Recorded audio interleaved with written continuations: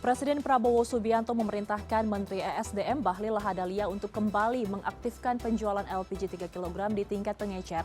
Sebelumnya kegaduhan sempat terjadi ketika Menteri ESDM membatasi distribusi penjualan LPG 3 kg yang hanya boleh dibeli di pangkalan resmi. Hal ini membuat masyarakat kesulitan mengakses tabung gas bersubsidi hingga menimbulkan antrian mengular berjam-jam. Kita akan bahas kebijakan ini dari sudut pandang ekonomi bersama Abra Talatov, ekonom Indef. Dan sebagai informasi pemirsa, sebelumnya kami juga sudah berusaha menghubungi Menteri dan Wamen ESDM untuk bergabung dalam dialog kali ini. Namun hingga saat ini kami tidak mendapatkan jawaban. Langsung saja kita akan sapa Mas Abra, selamat malam, terima kasih atas waktunya. Selamat malam Mas Abra. Selamat malam Mbak Ayu. Baik, suara saya terdengar jelas ya Mas? Selamat malam Mbak Ayu. Siap. Oke, Mas Abra, saya ingin pendapat. Terdengar ya? Ya, saya ingin pendapat dan juga analisa dari Mas Abra. Setelah carut-marut beberapa hari terakhir kita lihat di sosial media luar biasa kemarahan dari masyarakat. Akhirnya Presiden Prabowo hari ini mengembalikan penjualan tabung gas LPG ke tingkat pengecer. Menurut Anda tepatkah kebijakan ini dikeluarkan sekarang?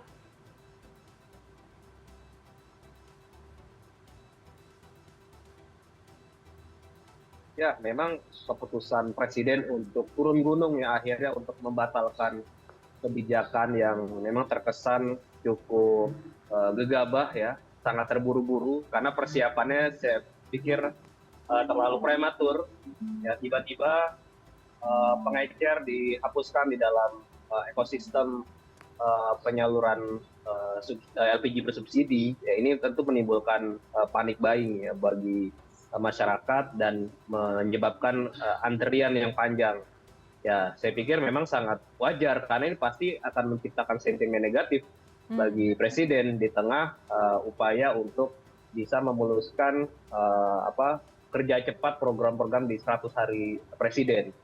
Jadi memang bahkan ya kalau saya dengar sendiri dari DPR sendiri merasa tidak dikoordinasikan, tidak dilibatkan dalam proses bagaimana melakukan pembatasan LPG dengan menghapus pengecer ataupun menaikkan kelas pengecer menjadi pangkalan. Akhirnya kan kemarin kita lihat DPR memanggil Menteri SDM dan jalan tengahnya akhirnya pengecer itu tetap difungsikan tetapi diformalisasikan ya, menjadi subpangkalan.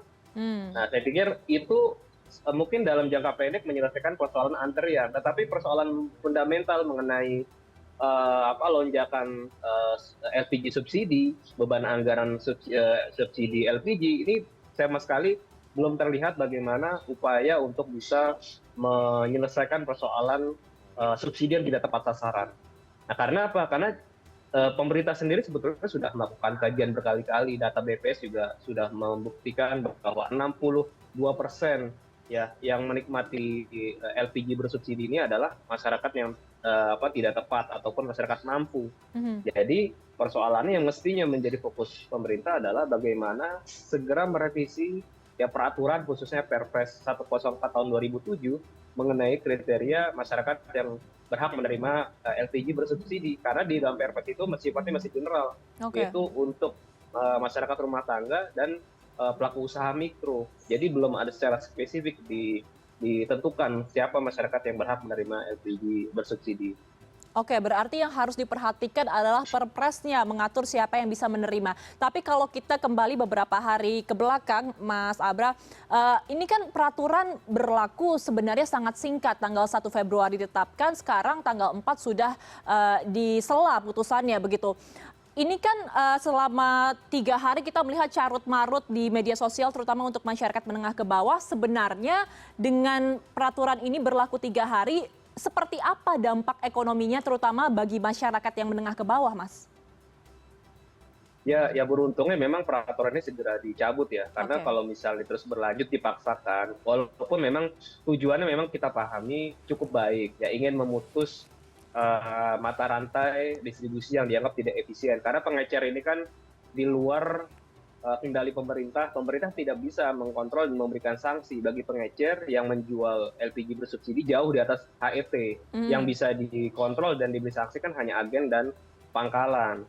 Tetapi alih-alih ingin memberikan manfaat positif buat masyarakat, tapi karena mungkin tadi antisipasinya tidak memadai, sehingga terjadi antrian panjang dan juga sosialisasinya kurang masif, sehingga masyarakat juga bingung mencari kemana sampai berkeliling cari LPG di pangkalan. Dan ketika sudah di pangkalan pun ternyata LPG ini terbatas, kemudian mereka harus mengantri, menjadi inefisiensi juga bagi ekonomi, khususnya bagi pelaku usaha mikro, bagi pedagang kaki lima yang mereka butuh cepat untuk sehari-hari, untuk kebutuhan hidup mereka sehari-hari, gitu Mbak. Jadi ya tepat ini dianulir, tetapi lagi-lagi tadi pangkal persoalan mengenai ketepat sasaran subsidi dan juga bagaimana ekosistem rantai pasok LPG bersubsidi ini harus dibenahi. Kalaupun nanti pengecer itu nanti diangkat statusnya menjadi subpangkalan dan didata, paling penting adalah bagaimana memastikan pengawasan distribusi LPG itu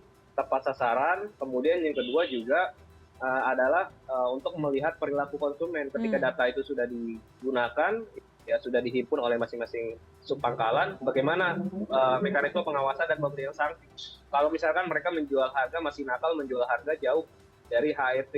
Nah ini kan juga harus ada kejelasan juga mengenai aturan. Oke, kejelasan mengenai aturan. Tapi Mas Abra, saat ini kan kondisinya jadi pengecer kembali diperbolehkan untuk menjual tabung gas melon, tetapi pengecer ini diharapkan secara paralel bisa mendaftarkan menjadi subpangkalan resmi.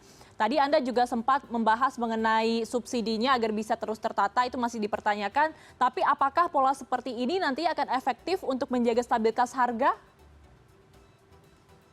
Ya, yang paling penting diikat di dalam peraturannya tadi sendiri. Jadi misalnya di dalam Permen SDM yang mengatur mengenai harga HET, yaitu juga nanti kita harapkan margin fee itu juga diatur sampai ke level subpangkalan. Jadi bukan hanya agen dan pangkalan yang diatur margin fee-nya, diatur HET-nya, tetapi juga sampai subpangkalan ataupun pengecer ini diatur. Misalkan tadi Pak Menteri menyampaikan maksimum sekali 20.000 per tabung gitu. Ya artinya di lapangan apakah nanti bisa dilakukan dan apakah, kan ini tentu tidak bisa dipukul rata semua daerah karena kan masing-masing daerah tentu juga punya struktur biaya distribusi logistik yang berbeda dan juga aturan dari Pemda untuk penetapan HET.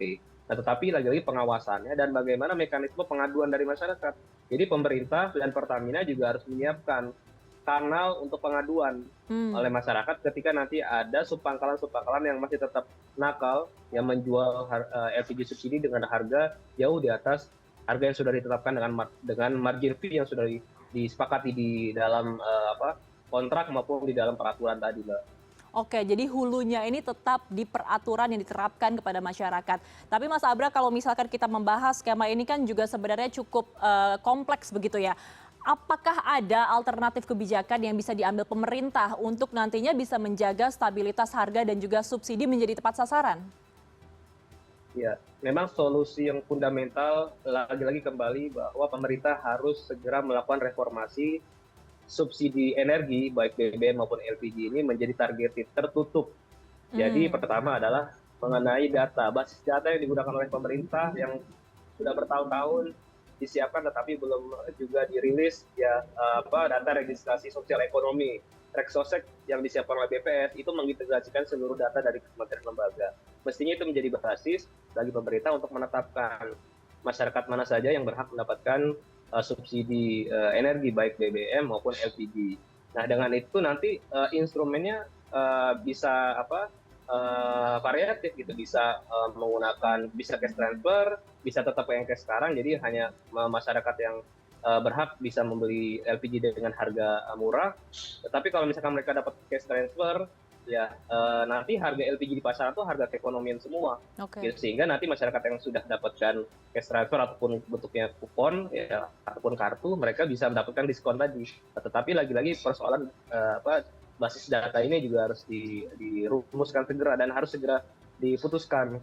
Dan ini harus ada masa transisi. Jadi menurut saya juga mungkin dalam jangka pendek tidak bisa hanya masyarakat miskin saja yang diberikan subsidi LPG, tetapi masyarakat menengah, khususnya masyarakat rentan miskin, yang dimana kita tahu kelas menengah ini kan banyak yang terjun bebas menjadi masyarakat rentan miskin, juga mestinya mereka tetap mendapatkan akses untuk LPG bersubsidi, gitu. Karena tentu nih akan mengerus daya beli mereka. Jadi misalnya masyarakat dengan kelompok pengeluaran desil 1 sampai desil 6 ya dalam masa transisi misalkan 2-3 tahun itu masih diperbolehkan membeli LPG bersubsidi. Yang penting pemerintah punya target yang jelas. Sekarang ini kan per tahun volume LPG subsidi ini kurang lebih 8 juta metrik ton. Tahun ini bahkan dinaikkan menjadi 8,3 juta metrik ton. Ada kenaikan 300.000 metrik ton. Artinya kalau misalkan nanti subsidinya bisa diarahkan tepat sasaran dengan pay name by address, dari 8 juta itu bisa pemerintah punya target jelas nanti tahun depan dikurangi misalkan 7 juta metrik ton, 6 juta metrik ton dan seterusnya.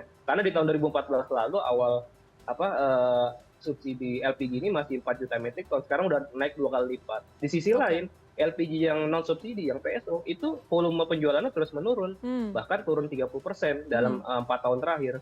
Jadi memang fenomena terjadinya migrasi ataupun shifting dari konsumen LPG non subsidi ke LPG subsidi ini sangat nyata. Kenapa? Lagi-lagi karena perbedaan ataupun disparitas harga yang sangat tinggi, 40-50% perbedaan harga antara LPG subsidi dengan LPG non subsidi. Jadi secara realistis masyarakat pasti akan mencoba memilih LPG yang lebih murah karena memang tidak diatur, tidak dibatasi konsumsinya gitu. Jadi memang harus diikat dengan aturan yang tegas dan jelas. Oke, baik Mas Abra, terakhir dari sudut pandang ekonom, mengingat kebijakan ini akhirnya sudah dianulir tapi sempat menimbulkan kegaduhan, apa sebenarnya hal yang bisa dipelajari oleh pemerintah terkait dengan kebijakan lain ke depannya agar tidak menimbulkan kegaduhan di masyarakat?